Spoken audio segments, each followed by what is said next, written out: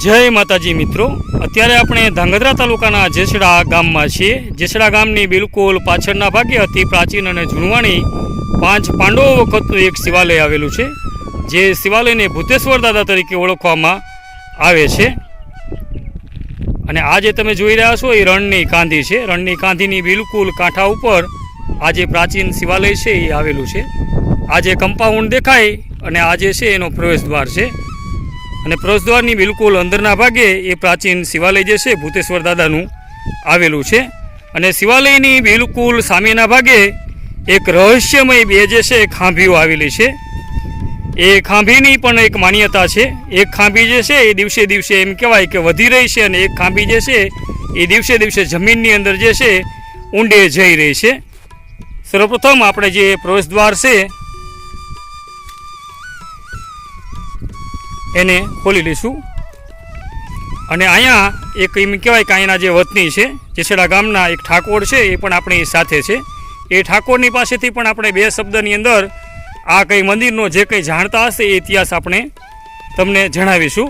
અને મારી પાસે જે પણ કંઈ માહિતી પ્રાપ્ત છે એ માહિતી હું તમને જે છે આ વિડીયોમાં દઈ રહ્યો છું। તો આ છે એ અતિ પ્રાચીન અને જૂનવાણી શિવાલય કે જેની માન્યતા એવી છે, ખાસ કરીને ગામ લોકો પાસેથી આપણે વિસ્તૃત માહિતી મળે છે કે આ જે શિવાલય છે એની સ્થાપના 5 પાંડવો દ્વારા કરવામાં આવેલી। અને આ શિવાલયની બિલકુલ પાછળના ભાગે એક અતિ પ્રાચીન અને જૂનવાણી ગંગા વેણ પણ આવેલું છે એવું કહેવાય છે। પણ સમય અને સંજોગોના કારણે અત્યારે હાલ એ જે વેણ છે એ સંપૂર્ણપણે એમ કહેવાય કે બંધ છે। ફક્ત ચોમાસાની અંદર એમાં પાણી જે છે એ આવે છે અને અત્યારે કોરું કટ છે। આ એ શિવાલય છે જેના આપણે દર્શન તમને અહીંયા કરાવવા માટે આવ્યા છીએ। સર્વપ્રથમ તમે જુઓ આ નંદી મહારાજ છે અને આ જે શિવાલય છે એની અંદર જે લિંગ છે આ રહી એને એમ કહેવાય છે કે 5 પાંડવો દ્વારા જે છે અહીંયા સ્થાપિત કરવામાં આવેલી છે। અને આ છે ભૂતેશ્વર દાદાનું એ સ્થાન।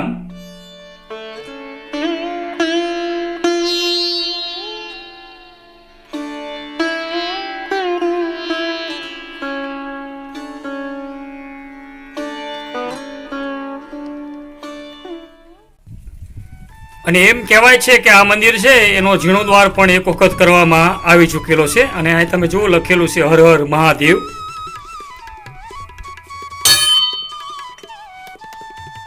બહુ નાનું એવું શિવાલય છે પણ છે એકદમ એમ કહેવાય કે પ્રાચીન અને સાથે સાથે 5 પાંડવોની સાથે જોડાયેલું છે। અને અહીં તમે જોઈ શકો છો શ્રી ભૂતેશ્વર દાદા। અને ભૂતેશ્વર દાદાની બિલકુલ સામે જ એમ કહેવાય કે મંદિર જે છે મંદિરની બિલકુલ સામે જ મેં તમને જે ખાંભીનું વર્ણન કર્યું એ આ ખાંભી આવેલી છે। હવે આ ખાંભીનો ઇતિહાસમાં તો એવું છે કે બહુ વિસ્તૃત માહિતી મળતી નથી, પણ આ ખાંભી વિશે એવી રહસ્યમય માન્યતા છે કે આ જે ખાંભી રહી એ દિવસે ને દિવસે એમ કહેવાય કે વધતી જાય છે અને આ જે ખાંભી રહી એ દિવસે ને દિવસે જમીનમાં અંદર ધહતી જાય છે। તો આપણે અહીં જે કંઈ અહીંના એમ કહેવાય ઉપસ્થિત છે આપણી સાથે ઠાકોર એક ભાઈ છે, એમને પાસેથી જે કંઈ માહિતી હશે બે શબ્દની એ આપણે મેળવીશું। અને તમે જુઓ આ શિવાલયનું એક સરસ મજાનું એમ કહેવાય કે રમણીય અને સુંદર પ્રાંગણ છે। અને એ પ્રાંગણની અંદર તમે જુઓ સારું એમ કહેવાય કે ગામના જે અહીંના રહીશો છે બધા, ખાસ કરીને ગામની અંદર એમ કહેવાય કે બધો વણ છે। અને તમે જુઓ ગામ જે છે એમ કે સારી રીતે જે મંદિર છે એને મેન્ટેન કરીને રાખે છે। એક પાછળના ભાગે એક રૂમ પણ બનાવવામાં આવેલી છે જેથી કરીને આ કોઈ પ્રસંગ હોય તો પ્રસંગપાત એનો ઉપયોગ થઈ શકે। અને આ ફરી વખત તમે આ જોઈ શકો છો કે આ ભૂતેશ્વર દાદાનું જે શિવાલય છે એ તમને નજરે પડે છે।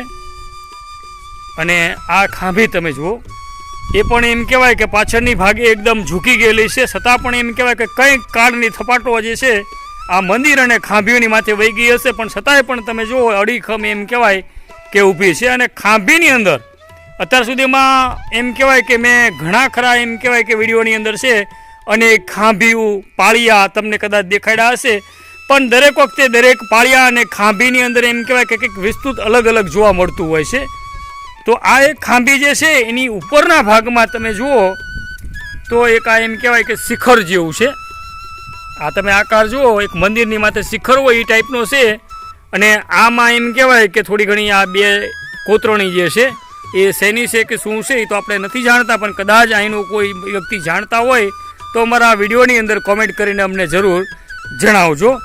અને આ જે વિડીયો રહ્યો એ વિડીયો પૂરો થાય એટલે આગળના ભાગે અહીંથી એક થોડુંક દૂર એમ કહેવાય કે એક અતિ જૂની અને પ્રાચીન જે છે ખોડિયારમાંનું અને સિકોતર માતાજીનું મંદિર આવેલું છે. એ પણ અમે તમને આ વિડીયોની પછીના ભાગમાં દેખાડીશું.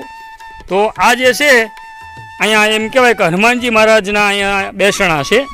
તો આપણે હનુમાનજી મહારાજના પણ તમને દર્શન કરાવી અને પછી જે અહીંના વતની છે ઠાકોર આપણે એમની પાસે આ મંદિર વિશેની કે જે કંઈ ખાંભી છે કે મંદિર છે એની માહિતી જે એમની પાસે હશે જાણતા હશે એ તમને જણાવવાની કોશિશ કરીશું. પહેલાં હું તમને મંદિરની બાજુની અંદર આજ કદાચ હનુમાનજીનું અહીં બોર્ડ છે શ્રી જડિયા હનુમાનજી આ જશે ને એટલે આજે આપણે જે હનુમાનજીના દર્શન કર્યા એનું અહીં તમે જુઓ બોર્ડ મારેલું છે. હનુમાનજી જે છે એનું નામ છે જડિયા હનુમાન. અને બાજુમાં આજે મંદિરના કોઈ પૂજારી હોય કે ગામના હશે, મંદિરના હશે કે ગામના મંદિરના પૂજારી છે, આ શિવાલયના જ તે. તો આ શિવાલયની જે પૂજા અર્ચના કરતા હશે એમની સમાધિનું આ સ્થાન છે. અને ઓલી બાજુની રહી એમના દીકરાની વહુ છે, એ રીતનું છે. તો આપણી સાથે આ એક ભાઈ છે, તમારું નામ શું પેલા? દિલીપભાઈ ઠાકોર. અને અટક ઝીંઝવાડિયા તમારું, કારણ કે એમને પહેલાં મને કીધું હતું ઝીંઝવાડિયા અટક છે. અને આ જે ખાંભી રહી આની માન્યતા એવી આપણે ગામમાં અહીં આવતા પહેલાં અમે ઘણા ટાઈમ મોર સાંભળેલું દિલીપભાઈ, આ ખાંભીની માન્યતા શું છે? કારણ કે મેં તો દર્શક મિત્રોને કીધું ઘણા એવું કહે છે કે એક ખાંભી વધે છે ને એક જે છે જમીનમાં આ ખાંભી બારી નીકળે અને એમ જેમ આ બારી નીકળે એમાં અંદર જતી જાય. એટલે પહેલાંના સમયમાં જે નીચે અંદર અત્યારે એમ કહેવાય કે જમીનમાં જે દહીજેલી ખાંભી છે એ પહેલાં બહાર હતી. આપણે બહુ આખું જાણતા નથી પણ થોડી બહાર હતી એવું જણાય છે. હા જણાય છે ને આટલું બધું એમ કે ગામના લોકો કહેતા હોય તો એની પાછળ કંઈક તો થયો હોય, હાવ ખોટું ન હોય એમ. અને ઘણા અમે અહીં આવતા પહેલાં એમ કહેવાય કે જેસડા ગામમાં અમે આવ્યા ને એની પહેલાં 2-3 વ્યક્તિ પાસે અમે સાંભળ્યું કે આ જે ખાંભી જે છે આ બંને એક લાંબી છે અને એક ટૂંકી છે. લાંબી ટૂંકી તો નથી પણ એક જે આ લાંબી ખાંભી છે એ જમીનમાંથી બારી નીકળી રહી છે ને એક જે છે એ અંદર ધઈ રહી છે. આ ટાઈપનું છે ઇતિહાસ. અને આ મંદિર વિશે પણ એવું અમે સાંભળ્યું હતું આવતા પહેલાં કે આ મંદિર જે છે એમ કહેવાય કે આ બાજુ અવતરે એટલે સૂર્ય તમારી સામો આવે છે. આ જે ભૂતેશ્વર દાદાનું જે શિવાલય રહ્યું એના વિશે પણ અમે એવી માન્યતા સાંભળી કે જાણે 5 પાંડવો પરિભ્રમણ કરતાં આ બાજુના સ્થળથી નીકળ્યા હતા.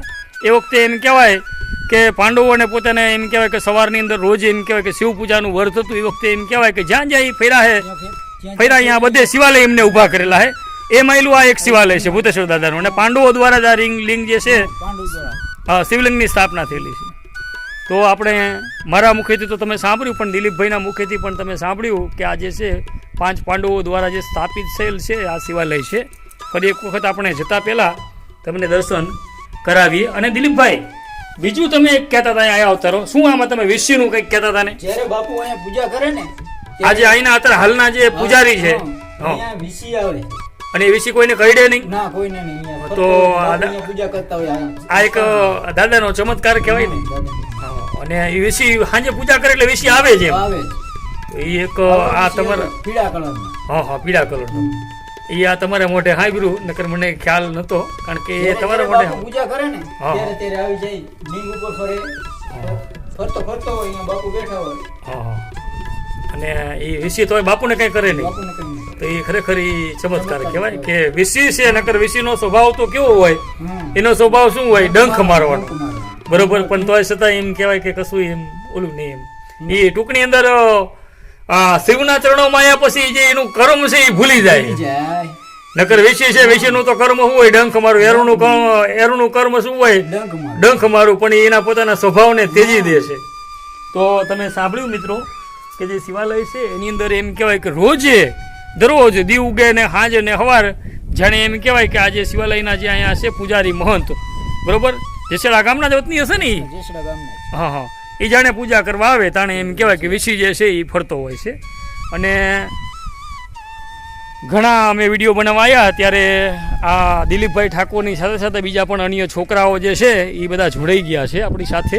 અને એ બાળકોને પણ આપણે થોડું ઘણું પૂછશી કે હા એલા ભાઈ આ તમે તો બધા આ ગામના છો ને? હા. અને આ જે શિવાલય રહ્યું એની માન્યતા એવી છે 2 વસ્તુની. એક તો તમારું નામ શું? મારું નામ નવગણભાઈ. આ જે અમે તો દિલીપભાઈએ કીધું પછી સિવાય ઘણા પાસે સાંભળ્યું આપણે કે આ જે શિવાલય છે એમાં જાણે અહીંના જે મહંત છે પૂજારી એ જ્યારે એમ કહેવાય કે જાણે પૂજા કરવા આવે તાણે વેસી નીકળે છે બરોબર. તો એ વેસી રહ્યો એ એમને આમ ફરતો હોય અને તોય કોઈને અત્યાર સુધીમાં કોઈને કહ્યો કે ડંખ માર્યો એવો કોઈ બનાવ નહીં. તો ખરેખર એક ચમત્કાર કહેવાય કે જે વેસી છે એ શિવના ચરણોમાં આવ્યા પછી પોતાના સ્વભાવને ભૂલી જાય.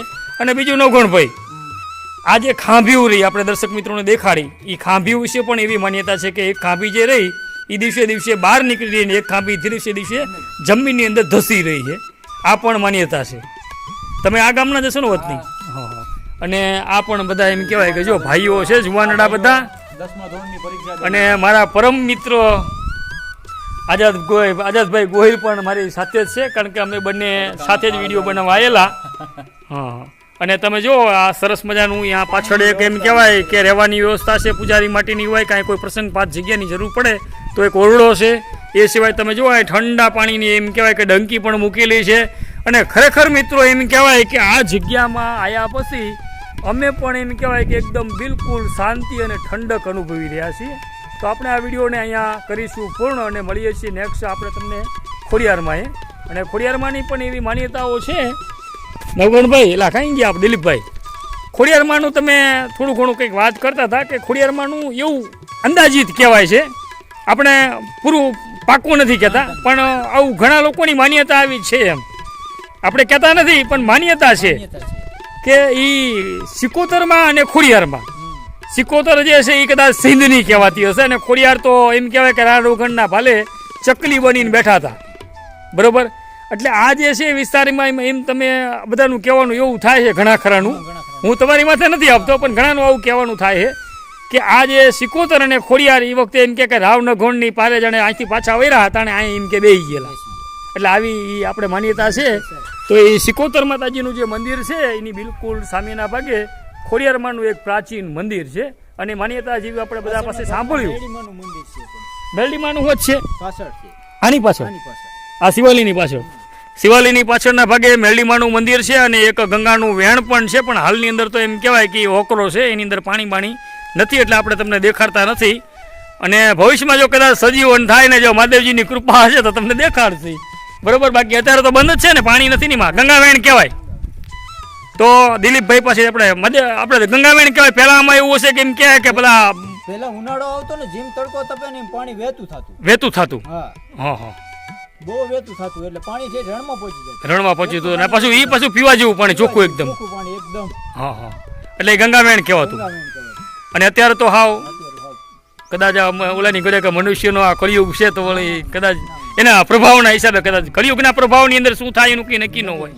કેમ દેવાયત પંડિતની વાણીમાં ઘણામાં એમને કીધું છે એ પ્રમાણે આ તો ભાઈ કળિયુગ છે. કળિયુગની અંદર કઈ વસ્તુ બને ને શું બને એનું કંઈ નક્કી કહેવાય નહીં. ઘણા કુવાય હુકાઈ જાય ને અમુક જે એમ કહેવાય કે સજીવન હોય છે જેનો એમ કહેવાય કે અવિરત પ્રવાહ ચાલુ હોય એ પણ હુકાઈ જાય. તો આપણે તો ગંગાવેણ છે એ પાછું ગંગાનું નથી, ગંગાવેણ તરીકે ઓળખાય છે, પણ કહેવાય તો ગંગા જ છે.